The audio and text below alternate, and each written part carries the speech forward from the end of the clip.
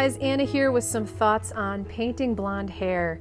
Now this seems like kind of a simplistic topic, but it's actually one of the things that I get approached the most about. I wrote a blog post about this several years ago and it was highly searched out. So many people came and read it and then came back to me with follow-up questions like, hey, what about this? What about this color? You know, have you tried that? And the more I thought about it, the more I realized, you know what? Blonde hair is kind of a baffling topic. And so hopefully this video will be a chance to demystify some of the aspects of blonde hair that have been baffling artists for years. So I mostly just have examples of self-portraits or paintings of my kids because most of the models I work with are not actually blonde. And if I'm perfectly honest, I usually prefer to paint people with darker hair and skin. But since this is the coloring my kids and I were born with, I've had to learn how to paint it if I wanted to capture them at their various stages of life and if I wanted to just be accurate with my depictions. So what colors do you usually think of when you're painting blonde hair? I mean, do you immediately go for the yellow and the white? I think since childhood we've been programmed to think this way, and it's something we as artists can sometimes spend a lifetime trying to grow out of. It's this notion that the sky is always blue and the grass is always green and blonde hair is always yellow. Well, if blonde hair were always yellow, we'd be seeing a lot more images like this one. But what's wrong with this picture, besides the fact that it's a wig? Well, learning to paint blonde hair is essentially just like learning how to paint skin. And this is where we need to retrain our programming. I can give you some examples here. Blonde hair will readily pick up on all the colors that surround it.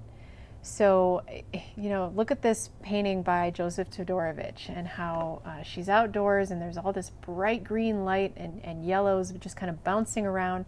Look at how much green is in her hair. He probably used some lemon yellow and some maybe some radiant green or viridian and mixed that in with some white to create that harmony with the subject and the background. Same thing with this painting that I did a couple years ago of my daughter in an aspen grove. You know, there's all that green and yellow bouncing around and it's all coming into her hair and reflecting not just into her skin, but into everything. So treating the hair as if it's like the skin can help a lot to change that mindset that we might have where we get stuck in thinking that it has to be a specific color. If your subject happens to be wearing a bright colored shirt or scarf, that's going to reflect into the hair too. So like in this little self-portrait that I did in profile, the bright greens or teals that I was wearing were bouncing up into the hair, especially towards the back. And I really enjoy playing that up or just slightly exaggerating it whenever I get the chance because I think it just adds to the mood of the painting and it helps create more color and more visual interest.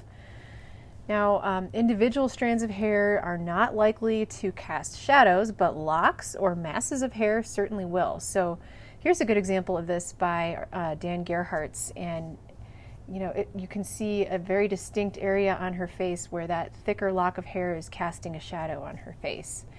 And then here's an example that I did of my daughter that shows just how fine her blonde hair is and that each little hair doesn't necessarily cast a shadow. So if you look carefully, there's these little hairs right next to her ear and they're so fine that they're not really creating any kind of impact as far as the feeling of form. Now, you're going to hear me say this a lot in this video. The context and environment that your subject is in will completely determine your color palette. This self-portrait I did in 2017 has a very, very muted tonal color harmony. It's almost entirely in black and white.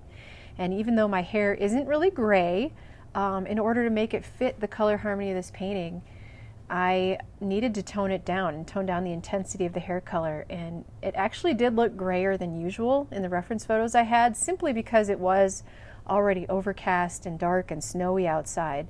But I was able to play that up even a little bit more by increasing the grays in the hair so that they matched the surroundings even more. Edges are going to be key in nailing the feeling of softness and effortless transition from the forehead into the hairline or for the hair as it transitions into the clothing or background. With blondes, there's especially a softness at the hairline and a kind of subtlety that you just can't go into with carelessness. The values of the skin and hair are quite often almost exactly the same, just slightly different colors. And if you're painting a natural blonde, their hair is usually finer in texture than someone with darker hair. So it's going to have a different look and feel to it. That being said, you don't want to paint every single little wispy. You still want to look at the hair as a mass or a solid shape, but your values are going to be crucial to making it look soft and fine as opposed to clunky or chunky. I love to look at John Singer Sargent. Whenever I have a question about anything in painting, I go and look up his paintings and ask, what would Sargent do? And he doesn't have very many examples of blonde models, but there are quite a few children that he painted with lighter hair. And when you look at these paintings, you just have to think edges. Wow, edges. Look at how the edge of the hair on the child's side of her face just disappears into the side of the cheek. And then the side of her face that's closest to the light, that's a nice sharp edge, but the values are not so drastic that it feels harsh in any way. He's got the values down so subtly and so perfectly, and then he treats the hair as one big shape with a couple of darker values and then some highlights. But really, I'm seeing probably like 4 values tops in her hair. So that's something to think about. If you are feeling baffled by blonde hair and maybe getting way too detailed with it, look at what Sargent does. He takes it and he breaks it down into 3 or 4 values tops, and he treats it as one shape. All I can say is, simple is better, and just look at the master and how he figured that out. Another master of blonde hair I love to look at, and also for skin tones and skin in general, is Jeremy Lipking. Here's a detail from a demo that he did of an outdoor nude, and look at all the color in that hair. It's taking on some of the cools bouncing down from the sky above her. It's taking on the greens from the surrounding trees and foliage. And then there is some local tone in there where you've got these light grays with some greens mixed in and maybe some earthier tones. Those are more like the actual tones of the hair. And because she is partially in shadow, you're going to see a lot more of those local tones. Here's another painting by Lipking that shows a little girl, and I love this because you can see just exactly how light her hair is relative to her skin, especially towards the forehead there. They're almost the same exact value with very little, if any, hard edges. And then at the top of her head, where it turns towards the top plane of her head, it becomes like a darker purple. Wow, what a great subtle value change there. And it just gives it some dimension and a feeling of depth and form.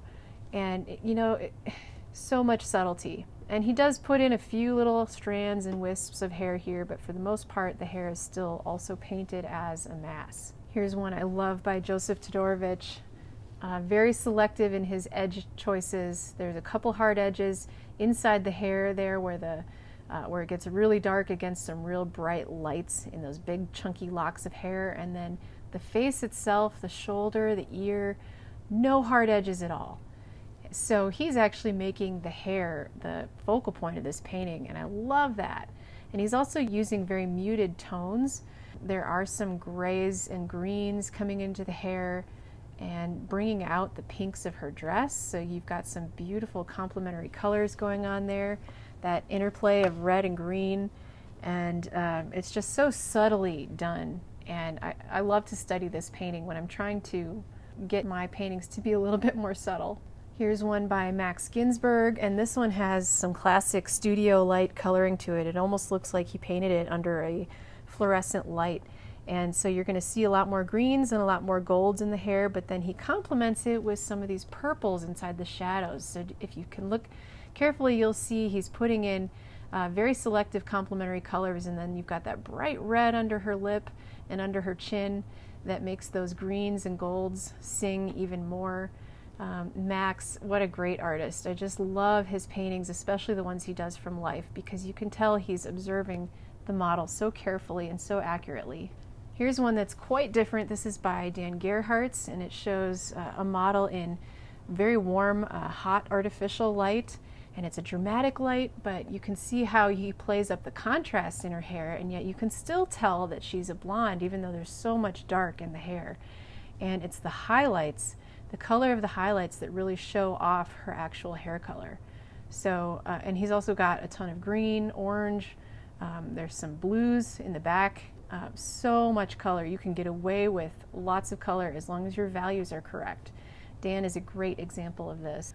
And then here's just a little snippet from my original blog post with some tips on how to paint blonde hair. We talk about making sure that the highlights are not brassy or overly white, keeping them very close in value to the surrounding values, soft transitions into the hairline, and then of course the hair. I can't emphasize this enough. Blonde hair especially picks up its surrounding colors, especially in outdoor settings. So when you've got a blonde model outdoors, you're going to see lots of greens and yellows bouncing into that hair, and a lot of blues, depending on, you know, whether there's a lot of sky in the environment or if they're in the woods or in a garden.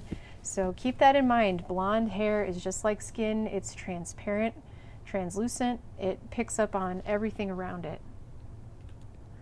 So now we have some ideas for reference photos. Here's one of my daughter where she's in a warmer outdoor light, and I just selected some of the colors in Photoshop that I saw in her hair, and you can see where they correspond to the areas in the picture. And this one, you know, there's really not a lot of other color coming in, and part of that is because it is a photograph, so it tends to lose a lot of the information that we might see if we were observing from real life. But it's also partly because she's in kind of an indirect light source, and there's not a lot of other colors around her bouncing into her hair. So we're seeing a lot of the local colors here. So it really is a nice gradation from almost white in the brightest highlights to a very, very dark brown, and not really too many colors in between. Now this is part of the reason why I've never painted from this photo, because I feel like I need to see more colors in my paintings, and it's a great photo in and of itself, so I would save it just as a photo and leave it be. And here's one that I might actually be more interested in painting from, and the reason is we've got lots of complementary colors going on within the hair. Now you see in my little chart of selected colors that I found here, there's almost like this gray-green in the middle and a grayish purple. And those are kind of the color varieties that I'm looking for when I'm looking at reference photos. Because to me, I can really play those up. I can emphasize those even more, and I can push the warms kind of in her skin tones and then the cools in the hair at the top of her head. So to me, this gives me plenty to work with. There's lots of opportunity here, and it's a lot more, I just think it's a lot more interesting to paint. And with that, we'll go into the reference photo I chose for this demonstration today. You can see I selected colors in Photoshop from her hair and also from his hair, and just how drastically different they are. So it's going to be a lot of fun to play around with this and see what we can come up with in oil paint. Okay, I'm going to start by putting some of my go-to colors on my palette. I always start with white kind of in the middle here, and I can work out with my values and color temperatures. And since we're keeping the palette limited just to colors for blonde hair, I'm going to work with a pretty specific limited palette here that doesn't necessarily include all the other colors I would normally have on there for backgrounds or for clothing or things like that. However, I do want to keep in mind that because blonde hair really takes on the nature of its environment and the colors and the lighting that are surrounding it, I still end up putting quite a few colors out there anyway. And especially with the reference photo that I'm working from, I think there's a ton of color in it because it's outdoor light, and so there just happens to be a lot more kind of going on. So I've just put out titanium white, warm light yellow, yellow ochre, alizarin, and then I'm going to squeeze some transparent oxide brown in there as well. And those are some great colors that I can use for some of the warms that I'm seeing, and I'm actually going to put transparent oxide red over here on the other side of the alizarin too, just to have an even warmer earth tone. And then on the cool side of things, I'm going to maybe put some permanent mauve in there. That's a kind of an earthy purple that works great for, I use it a lot in still lives, but it's also great in hair. And then I've got King's Blue. We'll see how much of this we use today, but it's nice to have a really cold blue in there. It's not necessarily a darker value, because I can use Ivory Black here as my darkest value and also as a cool. And then finally, I'll throw in some greenish umber from Sennelier. This is a real dark, cold green. And when I mix that with some of the other earth tones in there, it makes for some great colors in hair. Actually, I'm going to put Viridian on as well, which is a color that I've always had on my palette and kind of can't live without, but I am starting to experiment more with other greens and finding that there's just so many possibilities, especially with blonde hair. So I've toned my canvas with Ivory Black and some solvent, and so my canvas is actually the same value as my palette right now, which helps to give it some just context to start with. It's a lot easier to work over a toned canvas than a just straight up white canvas, especially when we're dealing with all these colors and the whole point is to figure out color. My models for today are my nephew and my twin sister Emily, and what's great about this reference photo is that we've got two different kinds of blondes that we can work from here. He's just this towhead. I mean, his hair is borderline white, and then she's got more of that classic warm kind of gold hair, but then you see towards the roots it gets a little bit cooler.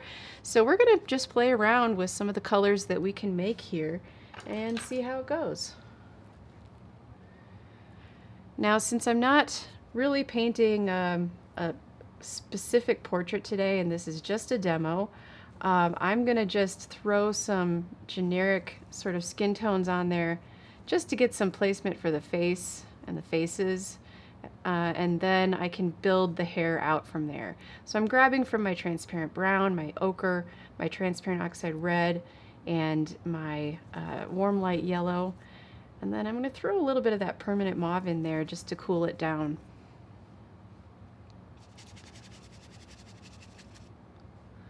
So just putting in a general blob for her face. No specific details, just a shape. And then I'll do the same with his. He's got slightly redder of a face, so we'll just differentiate them there. And again, I'm just throwing this up as a shape.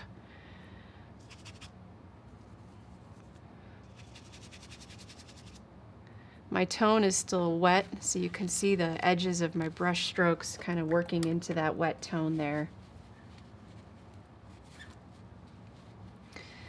Now, where does one start? Sometimes it helps if you start with your background. In this case, I've got a much lighter background than what you might work with if you have a model in the studio. And so that opens it up to a lot of possibilities for edge work. You know, the little boy in this picture, his hair being borderline white creates some great opportunities for lost edges and just very, very soft edges.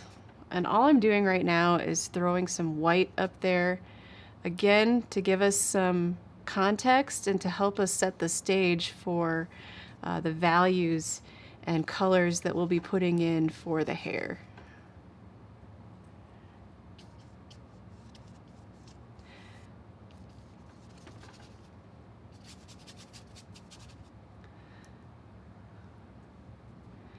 So I think it's really important from the get-go to know what your color harmonies and your value harmonies are supposed to be, so that you can set yourself up for a successful grouping of colors on your palette, and know ahead of time which colors you're going to have out there that will serve the right purpose for this particular context that you're working in.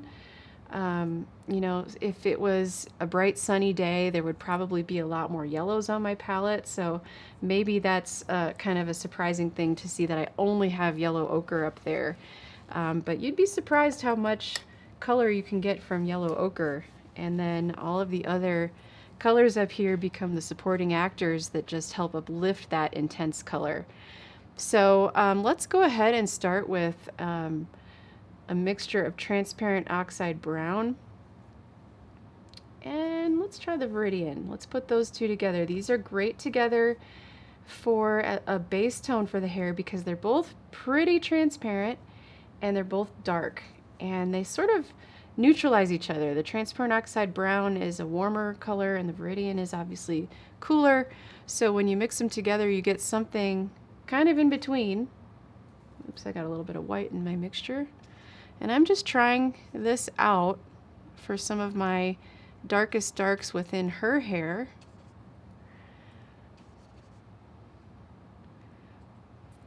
And I'll go ahead and put that in here just to create some darks and shadow tones below their faces.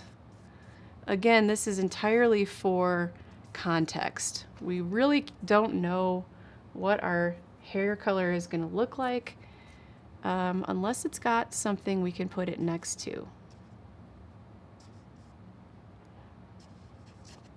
Okay, it's pretty good. Doesn't have to be the exact color of what I'm seeing in my reference photo.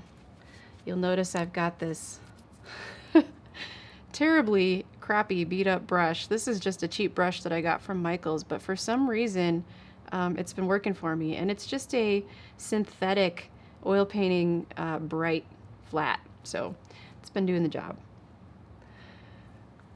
Obviously this demo is not about the brushes I'm using, it's really about color today.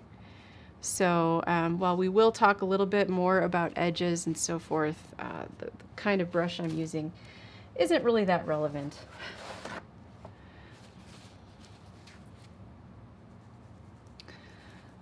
Moving into some of the middle values, I'm going to grab more of that permanent mauve because I'm really, to me, I'm seeing purple in this hair color. I'm seeing it especially towards the top and the sides around the crown of the head, even in like this strand that's coming down her face. And I know that this value that I'm putting up here is way too dark, but we're going to build up to those lights gradually. Now, one of the things that I've learned over the years about hair, and blonde hair especially, is that opposites attract.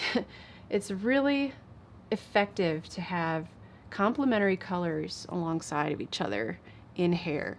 So if we laid the foundation here with some of this sort of dark earthy green, putting in something that would be complementary to that, some of the reds like this transparent oxide red, if we put that next to that, it creates some beautiful, beautiful colors.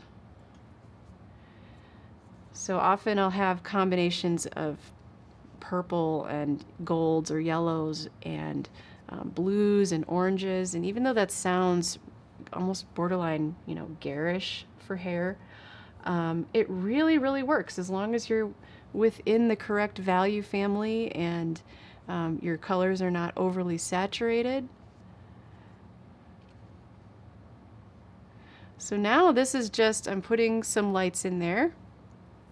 I used my yellow ochre and my warm light yellow, and then I mixed it in with some of this purpley stuff that I had going on. So I'm getting some nice like purple grays, and those are perfect for some of these colors within the hair. I think that might be a little too light to start, so if I want to darken that back up, I'll grab some more purple, some more brown, some of this greenish umber here. Such a great color. If you mix it with white, you can see just how it can be like a gray or a gray-green. So that's really nice for some of these cooler passages within the hair.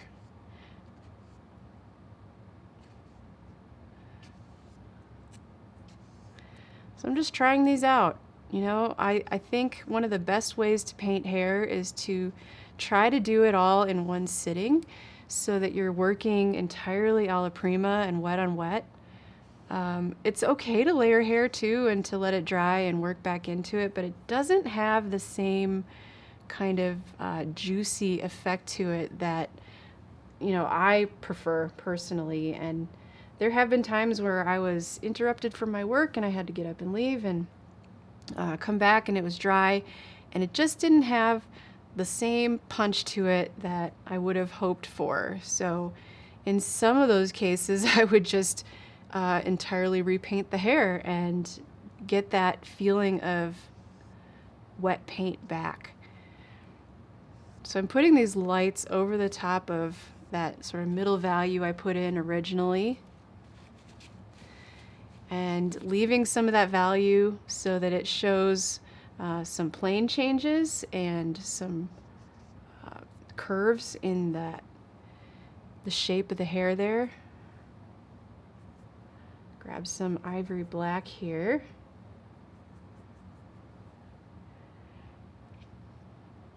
A little too dark. We need more transitions from the hairline into the lighter parts of the hair towards the top of the head. The thing about blonde hair is unless it's been fully bleached, it has a ton of variation to it. You know, you've got highlights, you've got some hairs that maybe are a little bit redder than others, and some that, you know, if you're my age, you're starting to get a few grays in there once in a while. And so there's all this variety in there. And while I want to make sure that I include that, I also want to make sure that I'm painting the hair as if it's a mass and not all entirely individual hairs. So I'm thinking, when I'm looking at my reference photos, I'm thinking in terms of the shapes, the colors of those shapes, and how they all tie together to create this one large mass of hair. So I'm going to clean my brush here and start looking at what would probably be the lightest light somewhere down here. And look at how light that is compared to the lights that I already put in. I tend to prefer to work from the middle values out. It's good to drop in a really dark, like at the beginning, but even that wasn't as dark as I could probably go eventually.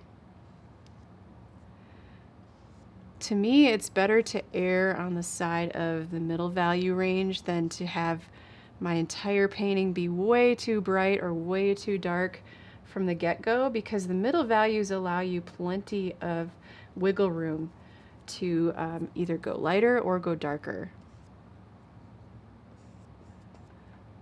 I'm using white and warm light yellow here. And then it's going to be kind of this in-between, between my darker colors and my lights, where the most intense color is going to happen.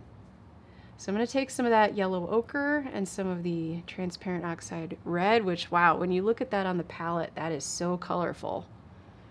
So I want to be conservative with how much of this bright color I throw in there, and just use that as sort of a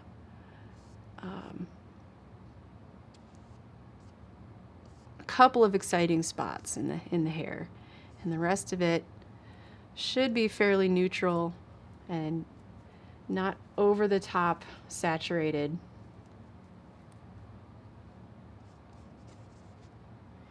I'm squinting down. I'm seeing all kinds of little shapes within here, but I want to make sure that first and foremost my values are spot on. You know, you can always keep correcting them as you go, but I like to make it a goal to get it right as soon as possible. Like, why creep up to it when you can just try to nail it at the beginning?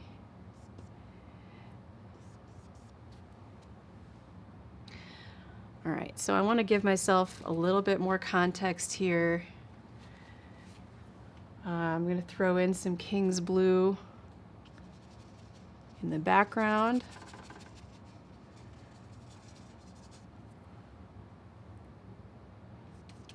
Put some over here too.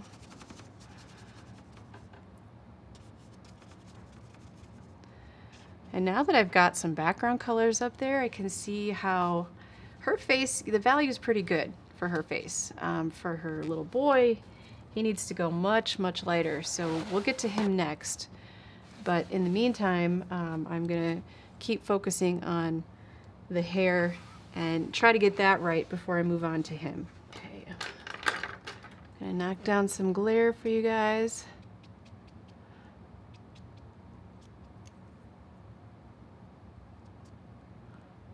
I realize sometimes this is hard to see in a film, so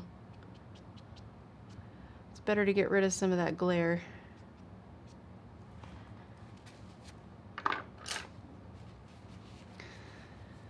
Okay, so when I started this, I put in some darks just to give it some context, and now I want to make those darks even darker. So I've actually grabbed a Rosemary flat Series 77. This is one of her sables, and it's just a lot softer, so it's going to give me some more delicate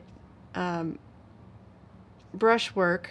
I can still cover quite a bit of space with this because it's a flat, but it's just going to be not quite as scratchy on the painting surface. And I just want to go ever so slightly darker in my darks here. And then I'm going to go ahead and put in some color for that sweater that she's wearing. Again, just to help me see everything a little bit better. It's all about context. So it's funny when I, label this video, oh, it's all about painting blonde hair. Well, kind of. It's kind of. Everything's related, Everything ties together. You can't paint one part of a painting separate from the rest of the painting because you have to keep in mind the whole at all times. And so really it's about, we're focusing on blonde hair, but the same principles apply as any other time we're talking about even just a finished painting. So let's go ahead and work on those lights a little bit more. There's all these beautiful cools in here, and I want to just build those up a little. So I'm taking some King's Blue and some of my permanent mauve and some of this white and warm light yellow, and we're going to try that out. Oh, when I put that up there, you can barely even see that there's color in the mix. So I'm going to add more blue. Sometimes you have to push that color a little bit more. And I think that's where people run into trouble sometimes, because we're afraid of color intensity. And as a result, your painting might end up looking really dull and lifeless and like everything is gray. And I guess that's fine if you're painting gray hair, but when you're painting someone with genuinely blonde hair or red hair or whatever it is, you've got to make sure you've got the chroma and the values exactly where they need to be. Otherwise, you're going to miss the mark. And it's not going to look quite right, and you're going to be sitting there scratching your head like, what did I do wrong? So even though I'm trying to keep my intensity, my color intensity under control, I also want to make sure that I have a healthy balance of it. There's enough of it to really bring in the viewer and add interest to the painting, and also give it more dimension. Keeping in mind that in this particular setting, it's outdoors, it's kind of in the fall, and there's all these golds in the grasses in the background, and then you've got the blue of the sky and that overcast light. So there's a lot of color, a lot of local tone color, and I want to keep that in mind.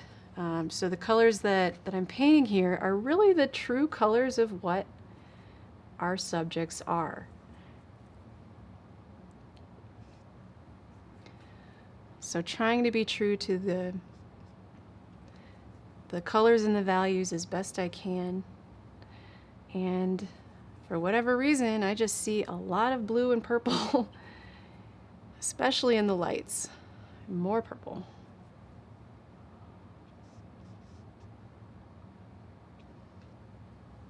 And more King's Blue. If you don't have King's Blue, I know it's kind of a pricey color. If you don't have that, a great substitute would just be ultramarine. I would stay away from phthalo because phthalo has a much greener tint to it, and it's very potent. But again, depending on the lighting and the colors, depending on what the model is wearing, maybe you could get away with it. It really just depends. So, but in this particular reference photo that I'm working from, I don't see any warm greens at all. And so I'm steering clear of that and just sticking to kind of my purples, my golds, and dark earthy greens, if that. And if you don't see the green, that's okay. You know, we all see color a little differently, but the way I'm seeing it today, it's just what I'm seeing. And ivory black, you know, when you mix that with the ochre or with the transparent oxide red, you get sort of these greenish tints to it, and it ends up being, there's a lot you can do with it. So you could have a pretty limited palette. You know, you could just have ivory black, yellow ochre, and maybe even just the transparent oxide red, and still get a lot of color out of just those, with white, of course. Or if you want to go the Zorn palette route, you can do so much with so little, as long as you know to look for just a little bit more red here, a little bit more yellow there, or a little bit more blue. You know, as long as you're able to see the subtleties by adding complementary colors or you know, the primary colors, the possibilities are endless.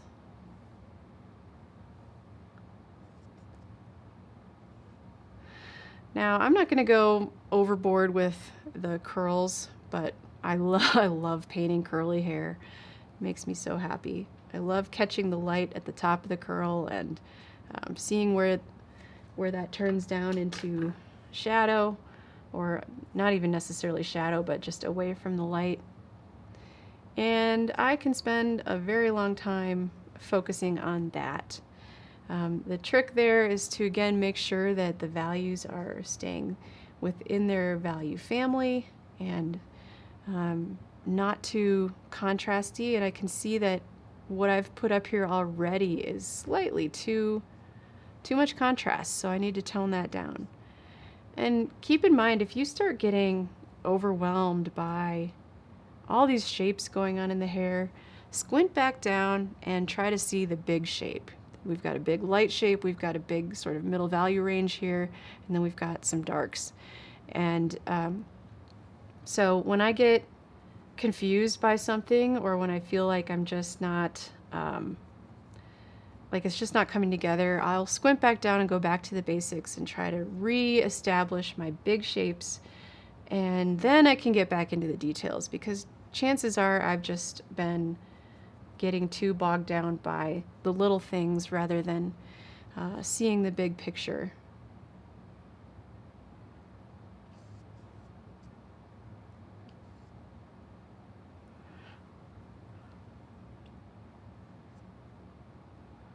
Then you can kind of chisel in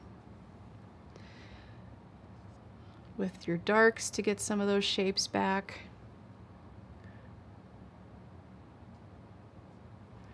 Being aware that when you're working wet and wet like this, the paint's going to transfer pretty quickly.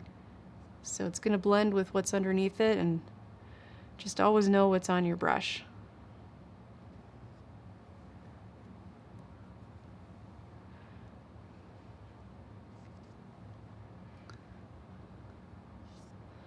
All right, so that's pretty good, pretty close. If you want to get into some of the fun little details of edges of the hair, you can take something like Viridian and put some color at the very edge just to make it glow a little bit, and then work your background into that. Just putting a little example down here. And really build up, you know, some of these chunky edges and have some lost, some found, some thick paint. There's so much you can do with it. So let's go ahead and work on this little guy over here then.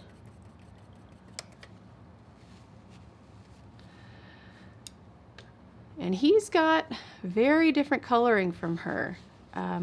If I were to think of this in terms of a spherical shape, I would probably squint my eyes down. I would see the top of his head as being the lightest part, and eventually, gradually, as it goes down towards his chin, it becomes gradually darker and redder. So the top of his head is much cooler. So I'm going to take some warm light yellow and some King's blue and white, and we'll throw that up there and see how that does for that really white blonde hair of his. That's a good, I think, starting color.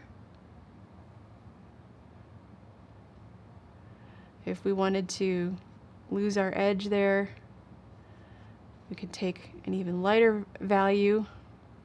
I'm using white, warm light yellow for that, and just throw that in. Of course, again, this is just a demo and a block in, so I'm not really doing a finished painting here, but this would be a great start to a block in, I think.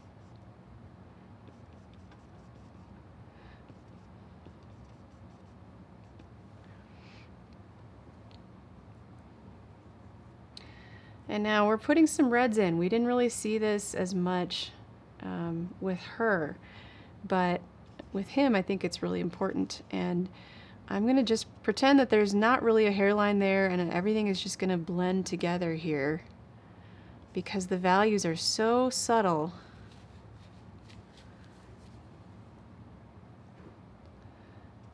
Details can come later, of course.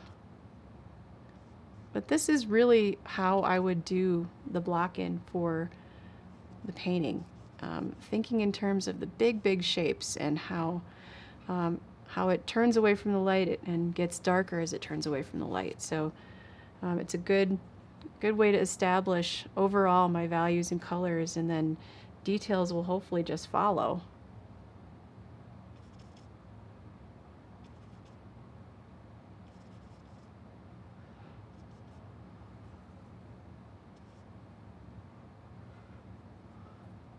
Why not put in those little rosy cheeks?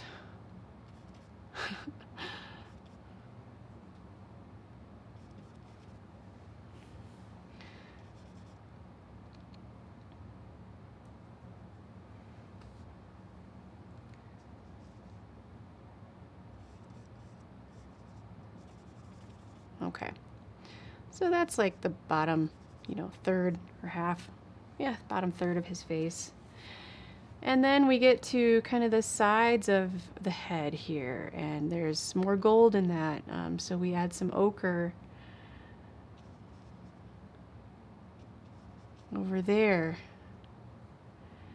and over here. And the ochre almost serves as the darkest value really on this side of the head. So even though we see that plane change is something darker over here, when you look at that relative to over here, it's so much lighter. So, it really helped to have that initial context put in place so that we could see the difference between his coloring and hers. Now, hairlines, oh, so delicate with blondes. Very often the case is that the hair at the hairline is essentially the same value as the skin itself. And so we'll see really, really soft edges, really, really soft transitions from the hair into the forehead. And sometimes no edge at all. So be watching for that, you know, lose those edges wherever you can and create that softness. And, you know, you're going to find the hard edges in places of high contrast. So things like, you know, the edge of his cheek here against his dark clothing, and her hair against the dark background. So those are the places where I would look for sharp edges. But when we're talking hairlines and some of the transitions even within the hair, or in this case, the edge of his hair against the sky, really, really, really soft. So speaking of hairlines, let's go back into hers and lighten the top of her head. So we're following kind of that same idea that we did with him over there, that as a shape gets closer to the light, it is brighter. And this is where maybe the brush choice would make a real difference. So I'm going to grab one of the Rosemary Eclipse long combers, and these have a really, really soft edge to them. And I'm going to just take it and pull from the skin side, the forehead side, into the hair and just lose that edge. Now, it's important to do this with a clean, dry brush. If you have any kind of solvent on it or other paint, it's not going to have the same effect.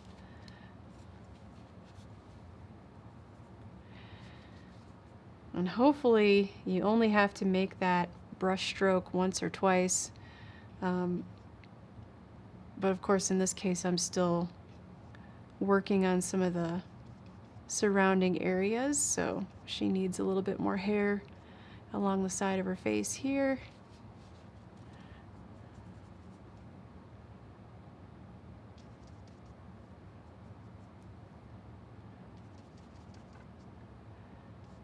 And we could darken. Why not? I'm here, I might as well paint kind of a face.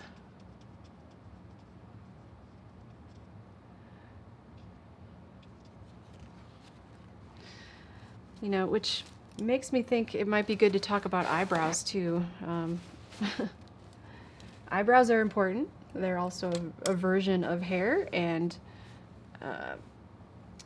my sister, she's the model for this painting, but she has to darken her eyebrows because otherwise you wouldn't be able to see them. They're so blonde, and I have the same problem. So I can say that. But like her little boy over here, you can kind of see his eyebrows, but they're very, very subtle, and they're almost the same value as his skin. So I would take something just one value darker than maybe what's up there to hint at those eyebrows.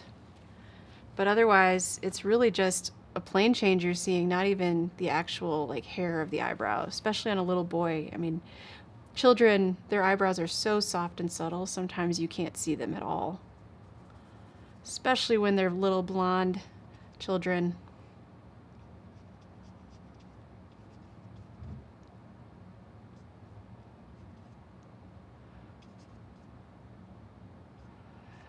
And again, with eyebrows, I like to have sort of a opportunity for a lost edge, especially at the corner, the outside corner of the eyebrow, where it thins out, and that can just sort of go away towards the edge there.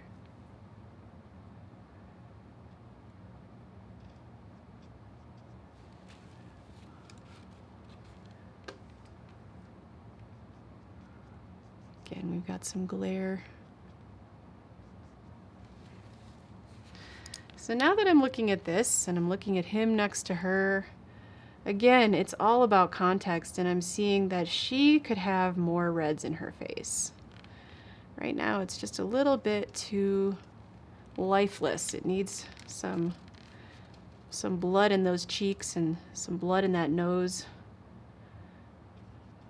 Wake it up a little bit. Same with the suggestion of an ear over here.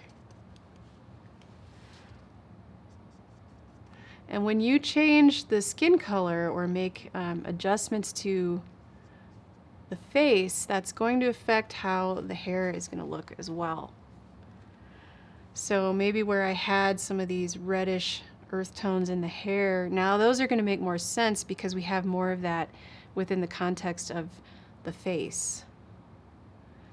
And I like to throw some of that color elsewhere in the painting just so that we have a nice harmonious balance all the way around, and not just an isolated color in one spot of the painting.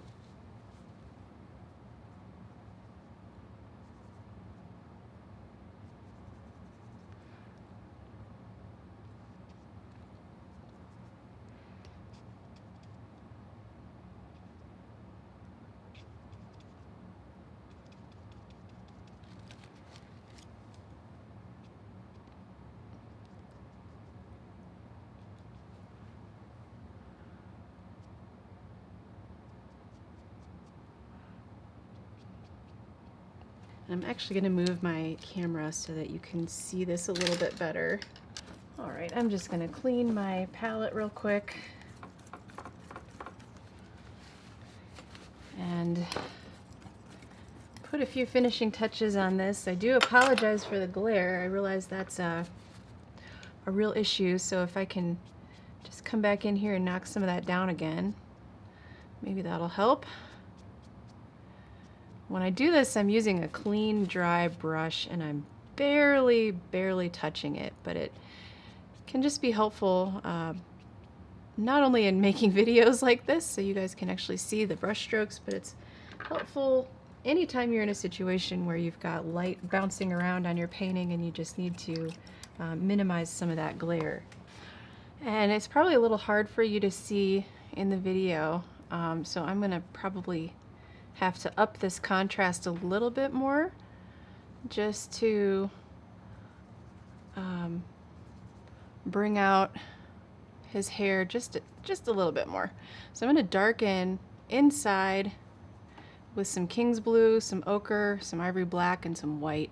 There's barely any color in there, you know, it's mostly white, but I'm kind of creeping up to it to get that color and value that I want. A little bit more black.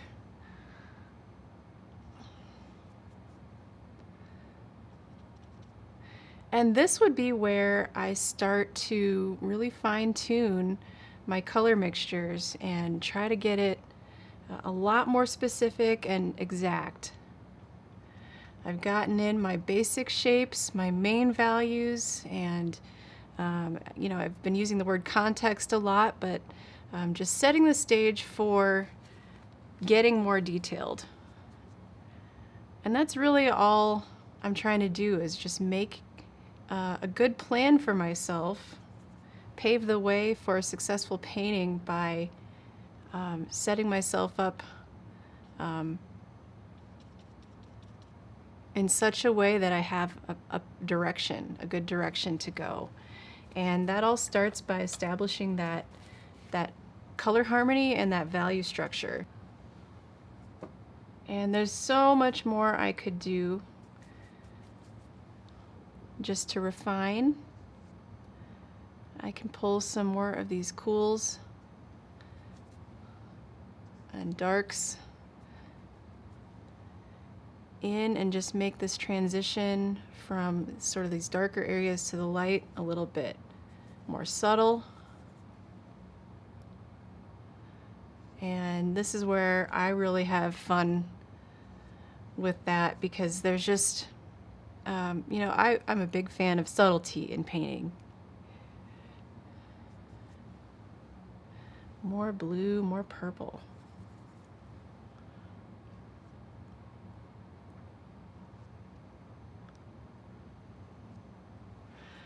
And the more you can do with like a single brush stroke, the better.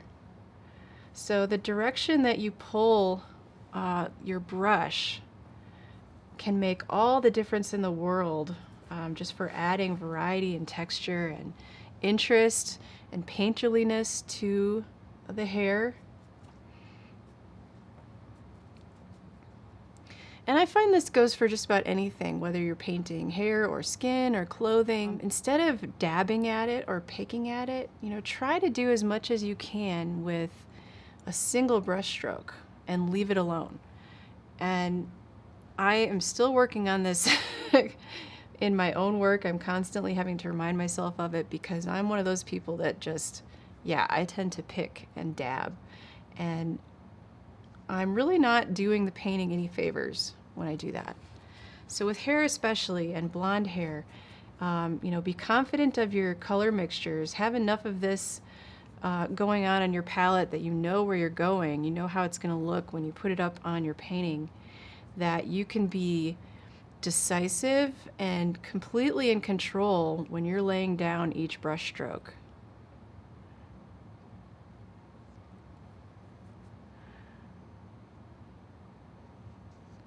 Again, I am by no means a master at this, but it's just something I try to keep reminding myself of as I work, and when I can remember and just stay really focused and disciplined with that, usually the painting ends up so much better for it.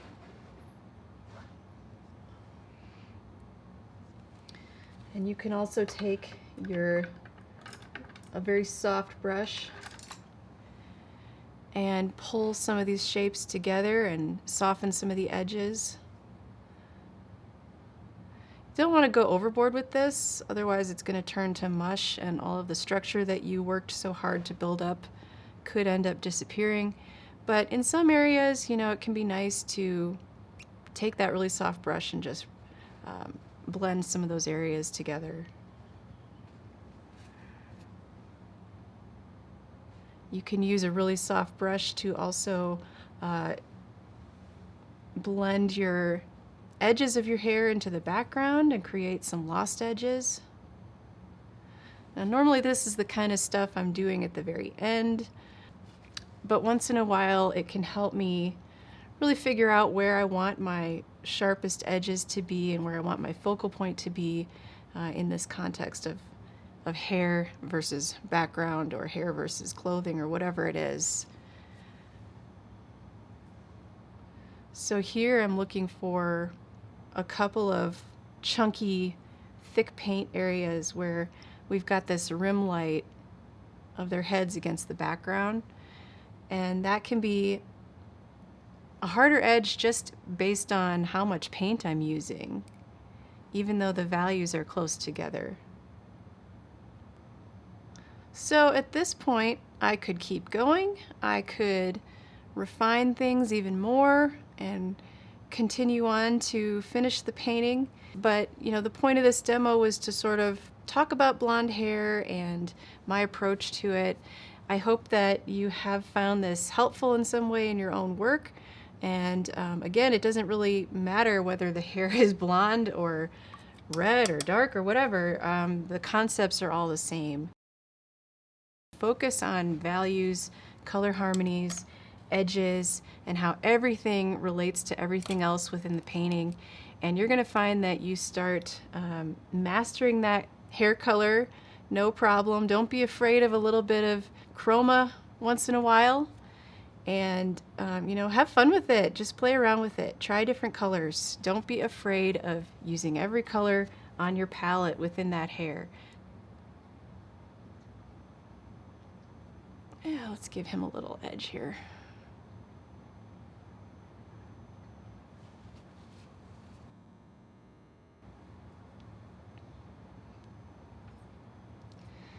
And I suppose it's going to drive me crazy if I don't put in even just a little suggestion for the eyes.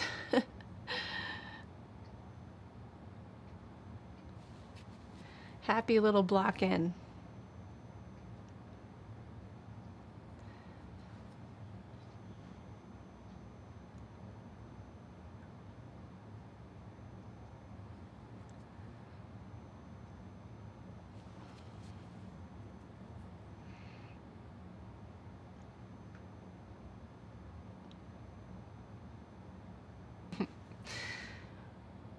kind of a caricature, but very fun.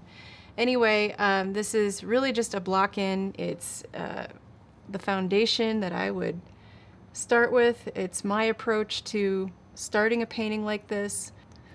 So, you know, I don't know if I'm gonna finish this painting, but it sure has been fun as a demonstration piece. I hope that you're able to take something from this and apply it to your own work. I'm gonna share a better shot of this so you can see it without the glare. So some of the key points that we've touched on here, blonde hair is going to readily pick up on all the colors that surround it. So choose your colors based on the entire tonal and color harmony of your painting. The lighting, if it's direct sunlight, that's going to be a much warmer color palette. If it's overcast, like my example from today, you're going to have a lot more grays, gray purples, gray greens, that kind of thing. You'll still have some golds in there, but make sure that they're not overly saturated. Keep in mind that hairlines, the transition from the forehead to the hairline is going to be very soft. And be looking for areas where you can lose edges or have very soft edges. So those are just a few of my pointers for you. I hope that you've enjoyed this demo today. And I really hope that you can take this to your own studio and to your own work and apply it. Let me know your thoughts. I look forward to hearing from you.